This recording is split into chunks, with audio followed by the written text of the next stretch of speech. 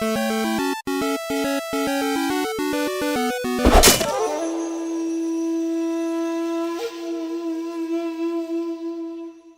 and welcome to Arm with Controllers. This is Fabs and today I'm playing Gundam Breaker, the full game.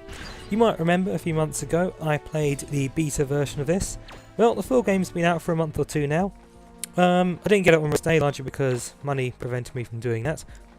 But yeah, I figured now I've got the game, play through it a little. Let's show you guys how the full game compares. First off, here I am in the hangar. Let's have a look at the nightmare I've created.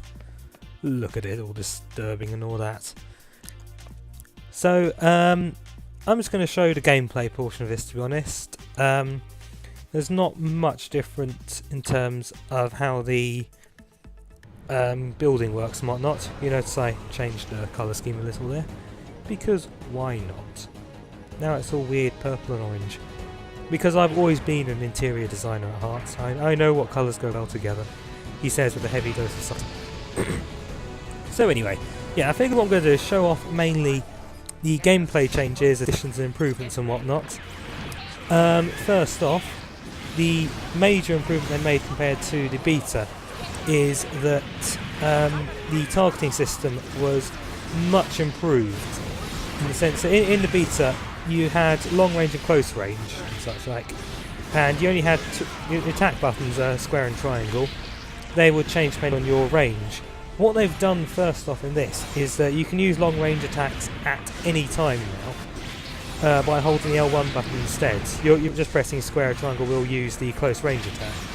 What this does do is it provides a lot more flexibility in the movesets as well. It doesn't mean that if you do find yourself accidentally targeting somebody that you don't want to be attacking, you're not going to be stuck there firing randomly into a crowd, a single beam shot that doesn't go anywhere. Instead you are going to be hacking and slashing, which is very helpful and is a marked improvement. Particularly, in addition, they've added a lot more control over the targeting as well. So it's far easier now to pick who you want to blow up rather than being stuck with seemingly random stuff. So in that way, the beta worked really nicely to show off the to help you help them figure out what they want to do to fix the damn thing. Okay, so other stuff. You'll notice at the bottom there, I've got what appears to be a power bar of sorts. What this is the EX mode, I believe. There we are. That's just activated. What this does, it makes your suit more powerful. Your special moves, they recharge far more quickly, which is really helpful. And I believe you also get a bit of HP regen while it's up as well. In addition, it also, this might just be a placebo effect, I don't know, but it also appears to knock the parts off of the opponents with greater ease, greater frequency, which is very helpful because, again, possibly placebo, I don't know the full stats. I do believe that does help out with the overall part collecting at the end of the stage, which is really nice.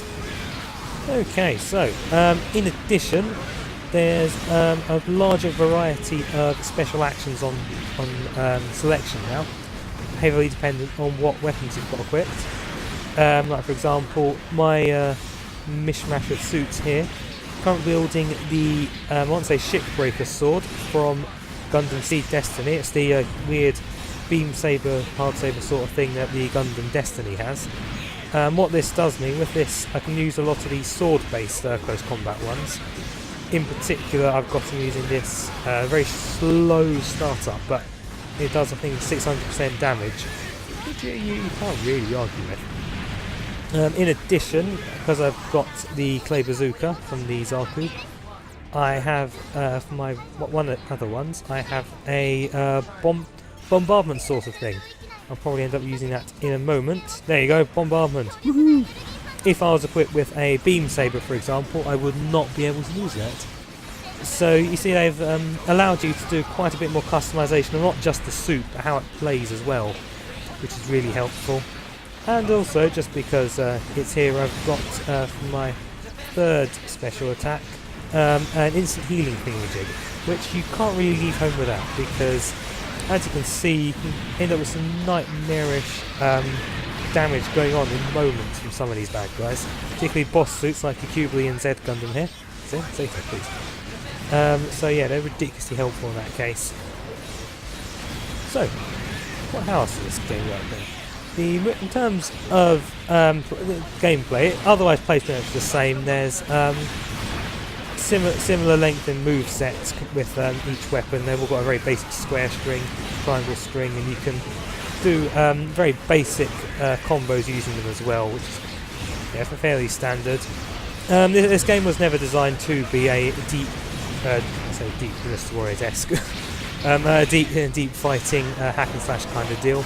It really is a grindy game at heart, and what you're doing is you are playing stages again and again, hoping to get that special part from whatever suit it is you want. So that might be a bit more powerful. It might be what you need to complete your dream suit and whatnot.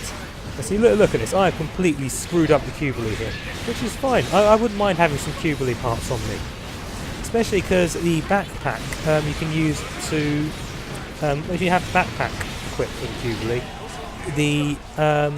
you get the option of, for one of the X actions, the funnels, the bits, the crazy remote weapons that define the Qbli so nicely.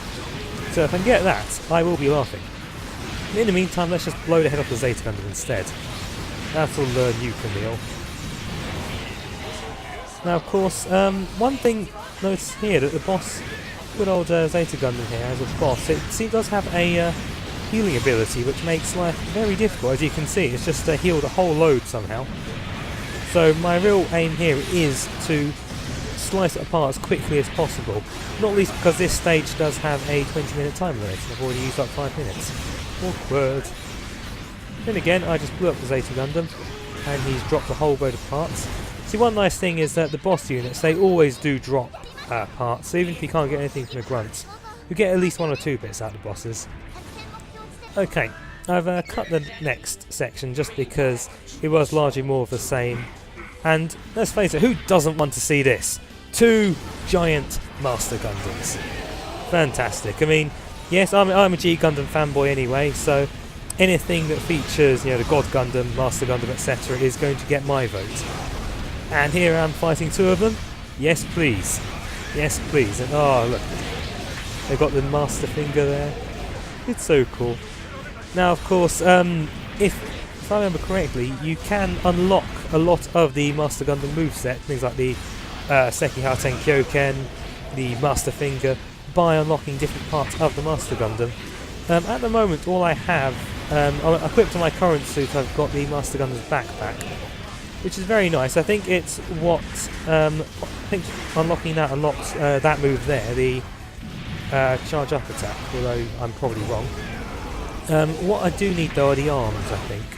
So if I have the arms, what I can do then is, in addition to having a much stronger unarmed attack, so I don't need to equip, say, a beam saber, I can just go mano a mano with the other guys and actually do comparable, if not greater, damage.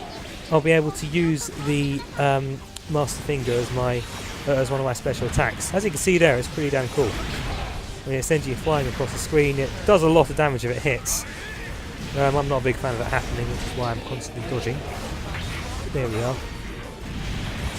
See, these giant boss battles, very common, very pretty much a staple diet of an average level in this game.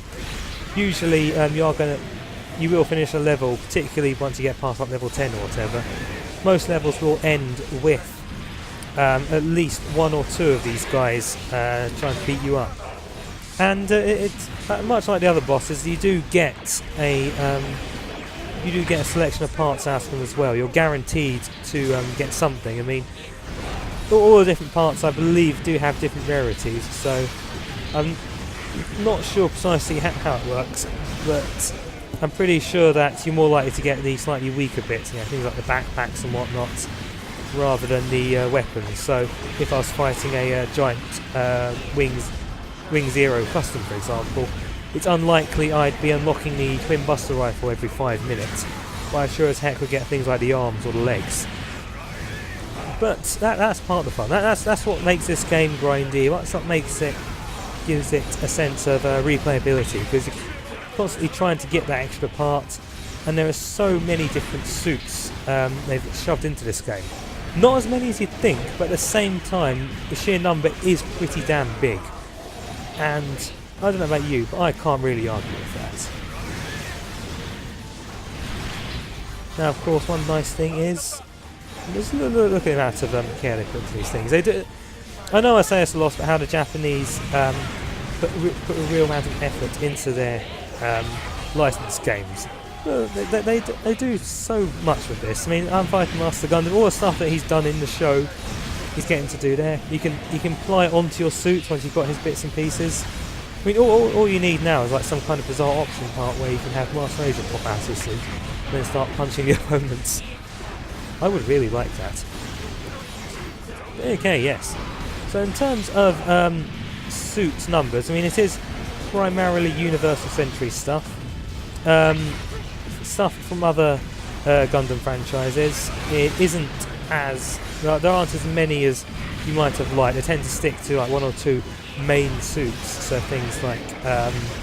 here in G Gundam, they only have 3 suits represented. The Master Gundam, the Nobel Gundam and the God Gundam. In fact, my current suit has a Nobel Gundam's chest, which means you've got this really weird thing of the Japanese schoolgirl uniform attached to the chest of this weird hardcore fighter.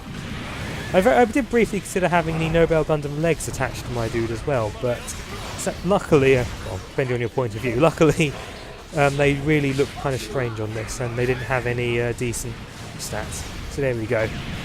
So yeah, the total number of suits included is skewed towards Universal Century. They go just for the quote-unquote main suits for the alternate universes, the more recent Gundam series is. But that said, they are planning on rectifying that. When the Vita version comes out, they are going to release some DLC at the same time for this version, which features things like the Double Zeta Gundam, the Turn A Gundam as well. That's been spotted as well. There's a lot of them to stick in.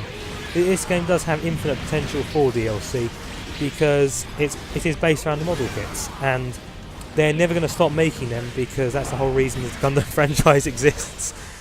It's made to sell toys, and hey, they're pretty good toys. I won't argue. I've got a couple sitting above me as we speak. But yeah, I mean, I wouldn't be surprised if they do, instead of releasing infinite DLC, they'll just release further versions of this game, like Gundam Breaker 2. This time we've actually bothered to remember Gundam X, that kind of thing. But okay, so thus falls a master. Well, 2 masters, I should say. Alright, so I picked up quite a few little pieces. Got a few things to quote-unquote improve my suit with. So isn't that nice? Okay, let's see what I've got. Once the loading screen hurries up. There we go. So mission complete. My operating system version up. I can access better parts now, which is nice. Look at the sheer number. Parts in purple are better than blue, who are better than white, and so on. Okay, I've got these wonderful pieces. Let's see what I can make. I shouldn't be allowed anything, should I? This is why we can't have nice things.